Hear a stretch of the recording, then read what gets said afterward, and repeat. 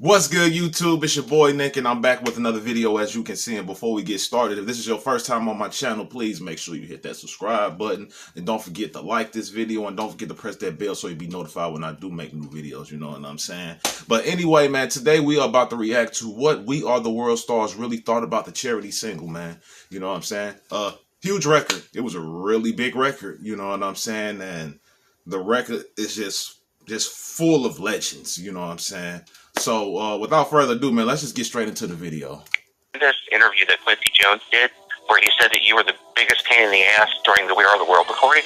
The jewelry was a pain in the ass. I didn't realize it. I've always been polite to him, though, and I never would just say to him that I hate the song. I told my manager that. He shouldn't have told the guy. So you did not like the song? I think every individual in the world, in America especially, wants to contribute and they don't know how. And something as simple as a phone call from Harry Belafonte to Ken Cragen that set this thing in motion. I get a call from Ken Cragen. Belafonte had called Lionel and Ken and said, Live Aid in Europe has done it. You guys are doing nothing over here. It was Harold Belafonte who called, and he said, listen, we've got a situation here. We've got white folks saving black folks, but we don't have any black folks saving black folks. What are we going to do about that? And I said, let me get back to you, Harry. And the next person I called was Quincy. And Quincy said, well, let's do something about this. And then, of course, I'm talking to Michael. And then there's Stevie. And then we started a little buzz here. That's when I realized, okay, if 2 or 3 or 4 of us are gathered together, sounds like a good prayer here, then we can get something done. And he said, let's do a tour. I said, no, you can't take that many maniacs on a tour. So instead, let's do a 12-hour session with one song. Just before I did Thriller, I did an album with Donna Summer, a song called State of Independence. And on that I said, I had a 16-bar phrase. I said, I want the best voices in the world. And I had 1/3 of We Are the World on those 16 bars. What was the process like writing the song with Michael Jackson? At the beginning, it was no terror at all because we had no deadline. So that meant... Whenever you can write it, we can write it. It's no problem. 2 weeks before that night, we had no song. Cragen calls on the phone and says, Bruce is in.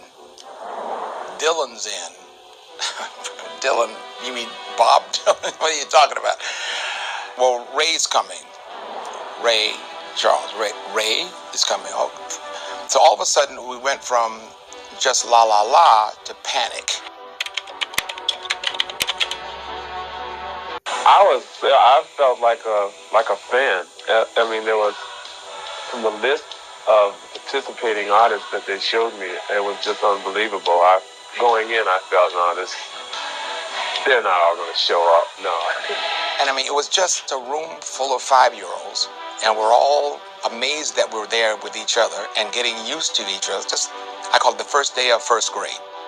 So you're all in the room without your parents, and we don't know exactly what we're doing, and Quincy's the parent. I mean, it got me Diana Ross asking for autographs. And of course, you just couldn't get enough of that. Just to sit around and, hey man, I just want to tell you I'm a big fan. Bob Dylan and Ray Charles were the 2 guys I was most in awe of.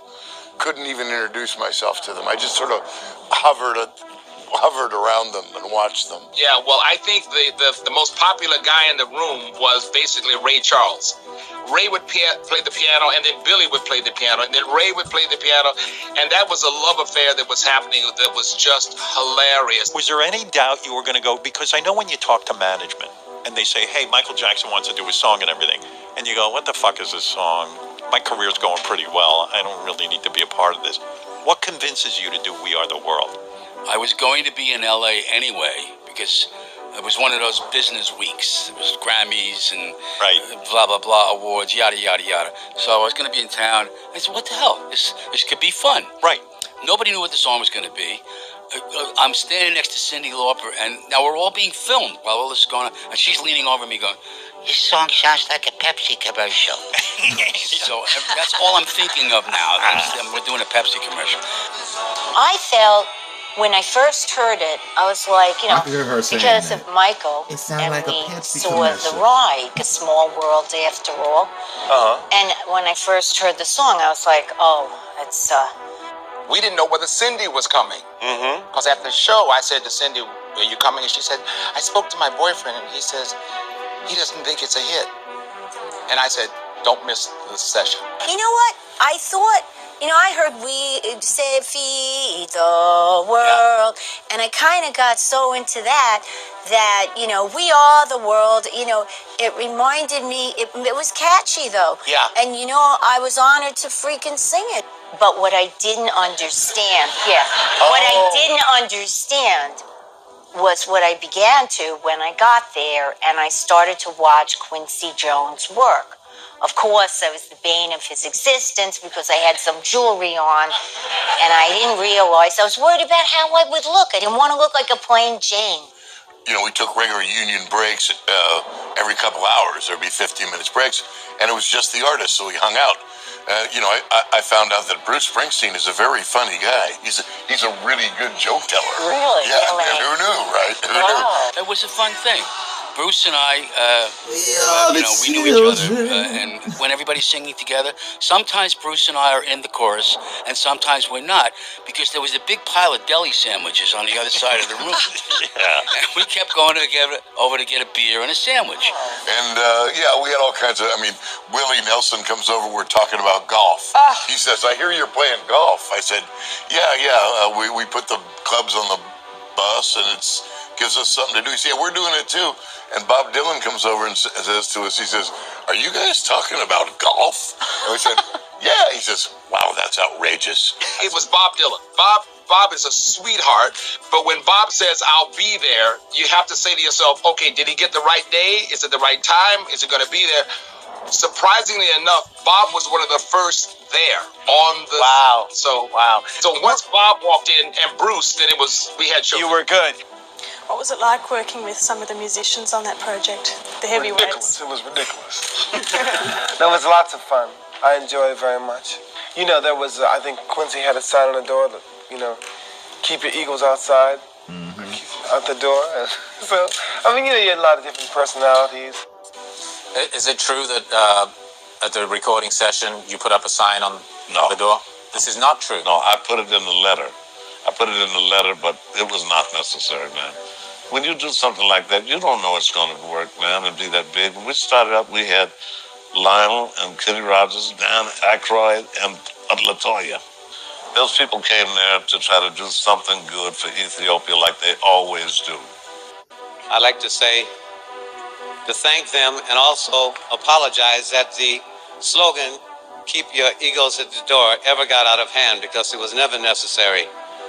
The cause itself, I think, was significant enough to command the teamwork and the love and the giving that everybody gave that night. And we're happy that we were able to share it.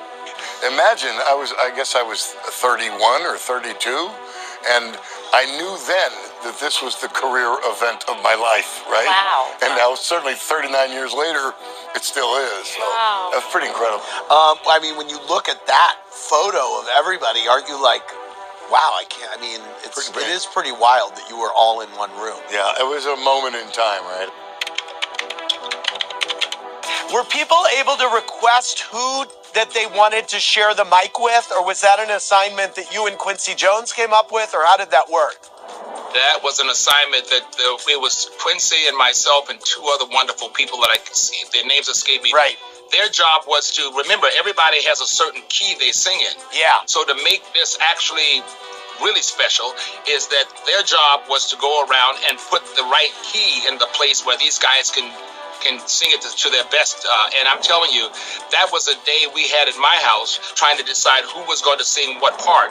I kept saying to Quincy, is everyone going to go in a booth and sing their part?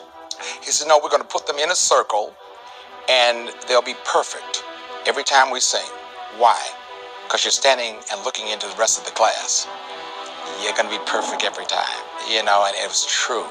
A little intimidating. In fact, did I say a little intimidating? Intimidating. Was it intimidating for you? Now that I talk about it now, it was terrifying. 46 artists, creative artists. The one thing you never say is, I'm not sure about this. What do you think?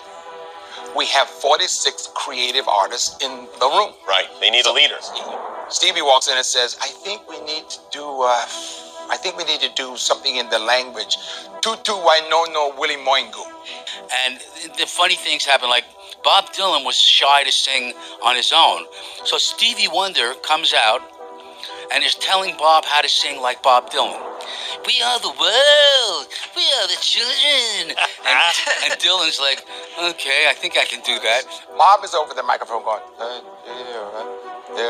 and Stevie's at the piano going, if the choice we make it, receive it. So I walked over to Bob and said, I think you need to go see Stevie. I think he's got it. And so Stevie said, Bob, it's a choice we're making. We're saving our own lives. And Bob said, yeah. Went right back over and nailed it. He didn't know what to do. He was shy to sing on his own with everybody else. But Stevie Wonder teaching Bob Dylan to sing like Bob Dylan that was a moment. And I understand you didn't know at the time that you'd have a solo. What was that like to have a solo in front of all in that group? Well, frightening, of course. But he says, Smelly, get over here. He called Michael. They call Michael Smelly. He says, sing the line for Huey. And he sang the line. He says, sing it, Huey. I sang it. He says, you got it. And then, so from then on, it was nerve-wracking, right? I learned for the first time that you're the guy that recommended me for Prince's line. But it's in the documentary, but I never knew until then. It's funny, yeah. Michael came up to me and said, well, Prince isn't going to be here. Who should sing the solo line? I said, the best singer in here is Huey Lewis. Gee, great. Because he didn't know it, but he came, and we told him at the very last minute, Prince is not coming, you're taking Prince's part. He had a nervous breakdown. Nerve-wracking, right? I mean, you're doing this in front of the greatest singers in the world. You can't see it on the clip or in the documentary, but when I'm singing my part, my right leg is shaking. Yeah, recording, I had Michael right here and Cindy over here, and Michael and I shared a number of things. I mean, he didn't miss a trick. He was so on it. And he's got the aviator shade. Yeah. You think that he's just kind of, but he knew right what was going on, and it was really a fun session. They kept saying, okay, now you have to sing really high. I was like, okay. And I kept trying different things because we were the bridge. You were with Kim Carnes. Yeah. Yes. And I wanted to be polite too. I didn't want to step all over her. Right. So I came up with something that I thought was a good background part, that you wait for like Mary Clayton to sing. Yeah. That was my hero.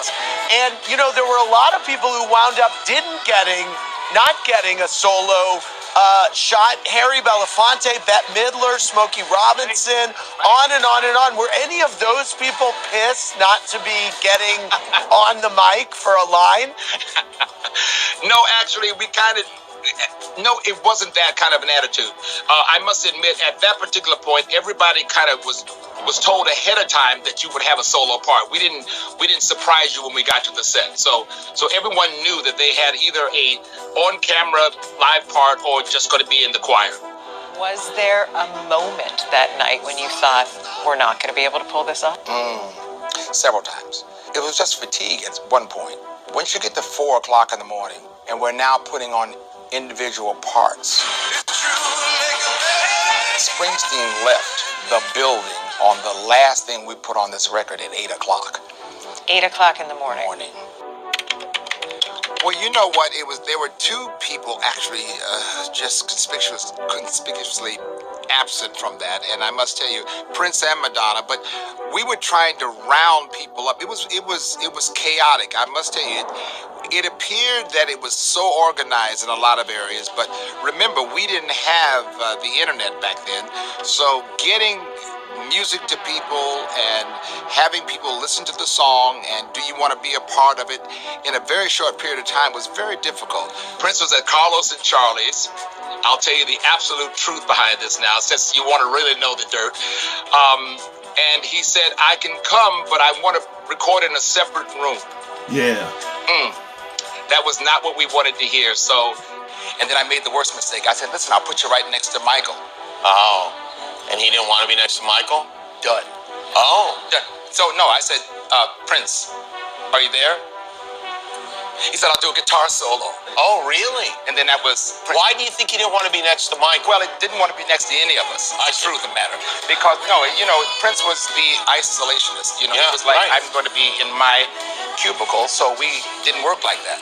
We had everyone to stand next to each other. There's Paul Simon, there's Bob Dylan. Yeah, so check your ego at the door, right? Back street somewhere, I wanted him so badly to be there, but everyone had their own attitude at the time. Yeah, I'll say that in a nice way. Why did it have to be Cyndi Lauper or Madonna? It's probably one of the most interesting questions in the world because we had only a half a line to sing. Let me say this now: a half a line. You have to have an identifiable voice, and whatever reason, it was just Cyndi had that wow, Right. That was it. And so, but you couldn't have both of them. It's hard. You guys made a mistake. I'm gonna say this now on national and international television. You're right. 2020 hindsight is always a fabulous way to put things together. But I have to tell you something. I always also believe in divine guidance. In other words, exactly who was supposed to be there was there. I always kind of look back and say, well, what if we could have had this and what if we could have had that? But We Are the World was absolutely perfect in its that was one night only to capture all of those people that was ultimately a miracle that we pulled off. Grammy goes to We Are the World, Quincy Jones, Will Collins.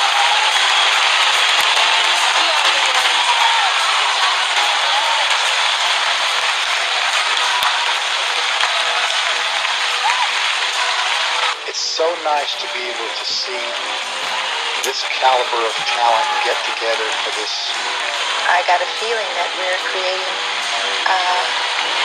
a shift in what's going on in the world today. When they called and asked for this was something that it's very close. If this can be almost seen as a symbol for people to just begin to recognize, and look around them a little bit.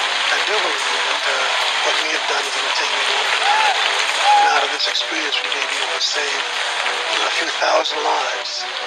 I hope that this is a thing that you don't worry about whether it's hip or square to do. I hope it just becomes fashionable. We are so proud to be a part of an industry of people that in a time when the world is in need of helping each other, this music industry of ours responded. We actually thought we were going to wipe out hunger around the world. All we needed to do was just tell a few people and the rest of the world would take over and the whole world will run next door and save their next door neighbors and their cities and their communities. First, I'd like to thank God. And I'd like to say thank you for choosing Lionel and myself to write We Are the World. I thank Quincy Jones, who is the greatest producer to me. One important thing is that it made people aware of the fact that there were people that were starving in that part of the world, in Ethiopia and various parts of Africa. It made people aware of the fact that there was a problem. And it made many people give from their hearts to help that situation. Got more than $3 million worth of food and medical supplies bought with profits from the hit single We Are the World. Marlon Jackson is on board. Lionel Richie and Diana Ross are the plane off from Los Angeles on Monday. I think it's going to mean a lot. It's already meant a lot in my life. I feel like I've done something. I sung a song, and maybe I'll save a life, even if it's one. So it's important to me as an individual. And so I'm real moved by it. I really am. You raised, I think it was $80 million at the time, and now it's double that. We raised a lot of money, yes. Did you get a chance to see that in action? Oh, yeah. We kept thinking, okay, we're going to give away $5 billion. Okay, hopefully we'll raise 10. Once you get to 40 and 50, whoa, what the heck just happened? But I remember calling Quincy on the phone and said, did we say we're giving away half the money or all the money? He said, don't try it. Lionel, don't try it. Don't try it. We're committing all the money. I said, I just want to make it. Because once you get past 50, 60, $60 million, but then you realize we kept trying to stop We Are the World. I mean, in other words, okay, we're winding it down. And then next thing we know, 2 million comes in. It's still breathing. It's still breathing. In 1985, you participated in We Are the World, which gathered together some of the top performers of our day and LaToya Jackson. The thing everyone wants to know, what I need to ask you, bear with me. What the hell was Dan Aykroyd doing there? He is just standing there being a part of it. That's it? Oh, wow. Being bandmates with your siblings sounds like it could be the best thing in the world. Wow, that was it. That was fast. Wow. It's just how it ended. Okay. So We Are the World, man. That was very legendary, man. A legendary group of people that was in that room, you know, making history. And then, like, if you guys have not seen the documentary that's like based off of this, it's called the Greatest Night in Pop. And it was on Netflix, and I watched it, and it was pretty interesting. You know what I'm saying? How they was able to like get everybody together to do this. You know what I'm saying? And We Are the World, that song definitely, I'm gonna just speak for myself. You know what I'm saying? I can't speak for everybody. But We Are the World kind of makes me like, it makes you want to give back.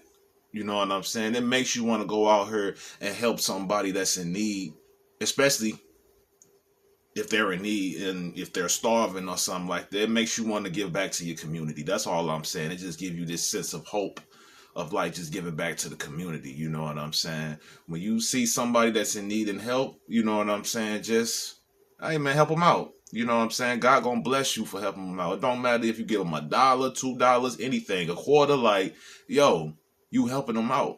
God gonna bless you, man. But this was an interesting video. You know what I'm saying? Like I said, a legendary group of people that was in this studio making history was incredible, man. But I'm gonna go and close the video out right here. You know what I'm saying? And I hope you guys enjoyed it. Don't forget to leave a like. Don't forget to leave a comment. You know what I'm saying? And don't forget to press that bell so you'll be notified whenever I do make new videos. And as you can see, man, I've just been dealing with life, man. Ain't no way around it, bro. You just got to deal with it, man. You know what I'm saying? But I'm going to upload much as I can. You know what I'm saying? But I've been your boy, Nick, and I'll see you in the next video, bruh. Peace.